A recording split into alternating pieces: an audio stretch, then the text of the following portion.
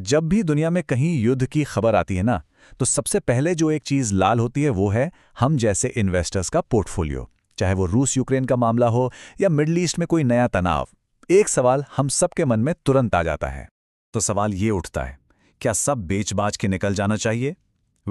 आज हम इसी डर को साइड में रखकर सिर्फ और सिर्फ फैक्ट्स यानी तथ्यों की बात करने वाले हैं।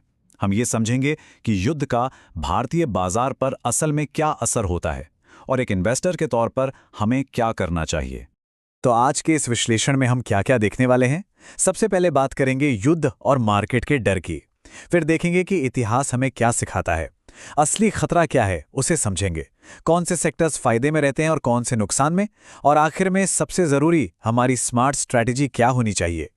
चलिए शुरू करते हैं पहले पॉइंट से। एक बात समझनी बहुत जरूरी है, मार्केट को ना बुरी खबर से उतना डर नहीं लगता जितना डर उसे अनिश्चितता यानी अनसर्टेनिटी से लगता है। और युद्ध अपने साथ लाता है ढेर सारी अनिश्चितता। इसी वजह से जैसे ही जंग छिड़ती है, मार्केट में हमें फौरन 3 तरह के रिएक्शंस देखने को मिलते हैं। सबसे पहला रिएक्शन, इंडिया वीआईएक्स, जिसे हम फियर मीटर या डर का मीटर भी कहते हैं, वो एकदम से रॉकेट बन जाता है।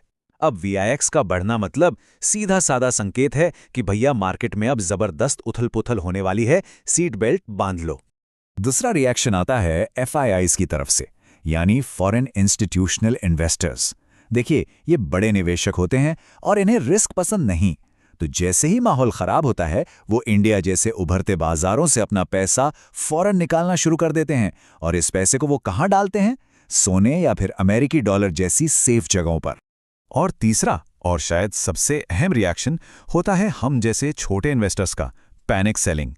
डर का माहौल बनता है और हम घबराकर अपने अच्छे खासे शेयर्स भी घाटे में बेचने लगते हैं। इससे होता क्या है? मार्केट जो पहले से गिर रहा था वो और तेजी से नीचे चला जाता है।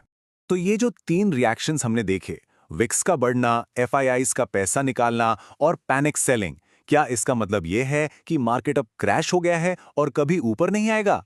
क्या ये गिरावट परमानेंट है? चलिए जरा इतिहास के पन्ने पलट कर देखते हैं। और इतिहास हमें एक बहुत दिलचस्प कहानी बताता है। आप देखिए, चाहे 1999 का कारगिल युद्ध हो, मार्केट गिरा, जरूर गिरा, लेकिन युद्ध खत्म होते होते तो वो पहले से भी ऊपर था। या फिर 2001 का 9/11 अटैक, मार्केट को संभलने में सिर्फ 3 महीने लगे। और अभी हाल की ही तो बात है, 2022 में जब रूस यूक्रेन युद्ध शुरू हुआ, निफ्टी 10% तक गिरा था, लेकिन बस कुछ ही महीनों के अंदर एक नया ऑल टाइम हाई बना दिया। तो पैटर्न बिल्कुल साफ है, गिरावट आती है लेकिन वो लगभग हमेशा टेम्परेरी होती है। अच्छा, तो अगर मार्केट हर बार रिकवर कर ही लेता है, तो फिर चिंता की बात क्या है?